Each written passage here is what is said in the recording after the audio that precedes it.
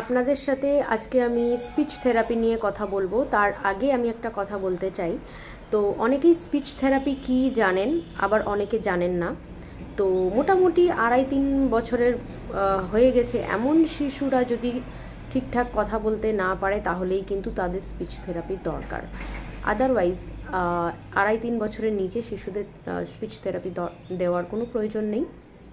এবার আসছি স্পিচ থেরাপির প্রয়োজন কেন হয় বা কখন হয়। তো জেনারেলি যে সমস্ত শিশুদের কোনো জেনেটিক কারণ রয়েছে, অর্থাৎ বংশে এমন রয়েছে যে কারো না কারো ডিলেড স্পিচ হয়েছে, তাদের ক্ষেত্রে স্পিচ থেরাপির অবশ্যই প্রয়োজন। কিছু ক্ষেত্রে নর্মালি তারা কথা বলতে শুরু করে একটা সার্টেন টাইমের পরে, কিছু ক্ষেত্রে স্পিচ থেরাপির দরকার হয়। এছাড়া অটিস্টিক শিশুদের ক্ষেত্রে অবশ্যই স্পিচ থেরাপি দরকার। অটিস্টিক শিশু নিয়ে অলরেডি আমি ভিডিও করেছি, কী কী সিমটম থাকলে আপনি বুঝবেন আপনার শিশু অটিস্টিক, তো সেই ভিডিওটা দেখে নেবেন। তো অটিস্টিক শিশু যদি হয় অবশ্যই স্পিচ থেরাপি দরকার। এক্ষেত্রে কিন্তু বেটার হবে 2.5-3 বছর বয়সেই যদি স্পিচ থেরাপি স্টার্ট করে দেওয়া যায়। এডিএসডি শিশুদের ক্ষেত্রেও কিছু ক্ষেত্রে স্পিচ থেরাপির প্রয়োজন হয়। তো এই জিনিসগুলো মোটামুটিভাবে এফেক্ট করে, যার জন্য ডিলেড স্পিচ হয়, এবং ডিলেড স্পিচ থেকে স্পিচ থেরাপির প্রয়োজন হয়। এবার একটা কথায় আসি যে স্পিচ থেরাপি আমরা কখন স্টার্ট করব। মোটামুটি 2.5 বছর হয়ে গেছে, শিশু মিনিংফুল ওয়ার্ড 2-3টে শব্দ বলছে না বা বলানো যাচ্ছে না, সেক্ষেত্রে অবশ্যই আপনারা একজন এক্সপার্টের হেল্প নেবেন, স্পিচ থেরাপি স্টার্ট করবেন। এবার আর একটা বিষয়তে আসি, এখনকার বাবা মারা বিশেষ করে যেটার জন্য দায়ী আমি বলবো আপনাদের জীবনযাত্রা।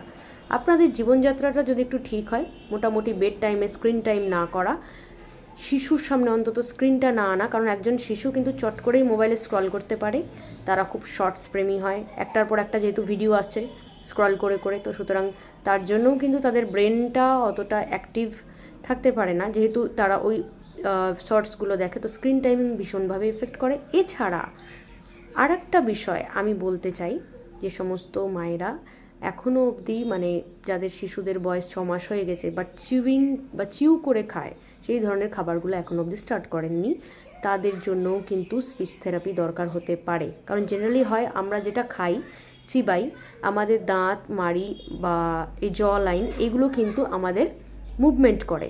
মাসেল মুভমেন্টের সাথে সাথে আমাদের যে জিভ সেটা মুভমেন্ট হয়, এবং আমাদের অটোমেটিক্যাল সেটা থেরাপি হিসাবে বা কথা বলতে সেটা আমাদেরকে হেল্প করে। তো শিশুদের খুবই দরকার যে মোটামুটিভাবে বিস্কিট, মুড়ি, ভাত বা যেগুলো চিউ করে তারা খেতে পারবে সেই খাবারগুলো 6 মান্থসের পর থেকে স্টার্ট করে দেওয়া। গলানো খাবার না দেওয়ার চেষ্টা করবেন, এতে করে কিন্তু তাদের নিজে থেকেই কিন্তু মাসেল মুভমেন্ট হয়ে কথা বেরিয়ে আসবে। এই জিনিসগুলো কিন্তু খেয়াল রাখতে হবে। এর পাশাপাশি যেটা আর একটা জিনিস আপনাদের খেয়াল রাখতে হবে, যে একটা এনভায়রনমেন্ট প্রয়োজন। ওই যে বললাম আপনাদেরকে যে স্ক্রিন টাইম একদম কমিয়ে ফেলতে হবে, কথা বলার মতো পরিবেশ একটা রাখতে হবে। হতেই পারে অনেকের নিউক্লিয়ার ফ্যামিলি, সবার ফ্যামিলিতেই কিন্তু জয়েন্ট ফ্যামিলি বা অনেক মেম্বার হয় না এখন। তো আপনারা যেটা করবেন, কোনো পার্কে নিয়ে যাওয়ার চেষ্টা করবেন শিশুদেরকে, যাতে অন্যান্য শিশুদের দেখে তারা সোশ্যালাইজ করে, কথা বলার চেষ্টা করে। এবার আসি স্পিচ থেরাপি যে কোনো বয়সেই শুরু করা যাবে কিনা। হ্যাঁ, মোটামুটি 2 বছর 2.5 বছর থেকে স্পিচ থেরাপি শুরু করা যেতে পারে। মানে যত তাড়াতাড়ি শুরু করবেন তত বেশি এফেক্টিভ হবে। আর বাড়ি থেকে কি করে আপনারা এই স্পিচ থেরাপি স্টার্ট করাতে পারেন, মানে এক্সপার্টের কাছে তো আপনারা অবশ্যই যাবেন। বাড়ি থেকে যে জিনিসগুলো খেয়াল রাখতে পারেন, তো সবার প্রথমে বলবো যে ইলেকট্রনিক ব্রাশ বা ভাইব্রেটিং ব্রাশ পাওয়া যায়, সেই ব্রাশ দিয়ে স্টার্ট করতে পারেন ব্রাশিং করা। ম্যাক্সিমাম 2-3 মিনিটস করে প্রতিদিন 2 বার অন্তত ব্রাশ করবে।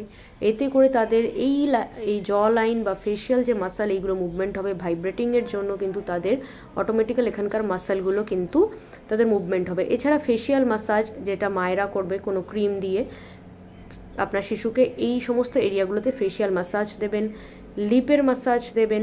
এছাড়া স্পিচ থেরাপির বিভিন্ন ট্যাকটিস হয়, সেই জিনিসগুলো আপনারা করতে পারেন বাড়িতে, যাতে করে দাঁত, জিভ এবং জ লাইন এই জিনিসগুলোর মুভমেন্টের থ্রু অটোমেটিক্যাল কিন্তু তাদের ভোকাল কর্ডের সাথে লিঙ্ক হয়ে স্পিচে হেল্প করতে সাহায্য করবে।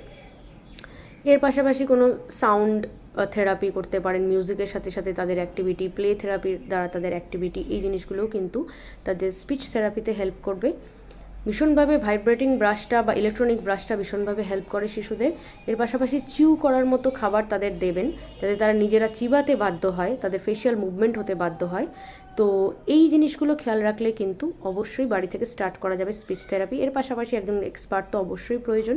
এক্সপার্টের কাছে যত তাড়াতাড়ি সম্ভব আপনারা যাবেন এবং স্পিচ থেরাপি স্টার্ট করবেন। এর পাশাপাশি আরেকটা জিনিস আপনাদের বলবো, মোটামুটি 1.5-2 বছর বয়সে যদি বেটার হয় আপনার বেবির একটা হেয়ারিং টেস্ট করে নেবেন। এতে করে তার হেয়ারিংয়ে কোনো সমস্যা আছে কি না সেটা ধরা যাবে, এবং যদি সমস্যা থেকে থাকে সেক্ষেত্রেও কিন্তু স্পিচ ডিলেড হবে, স্পিচের প্রবলেম হবে।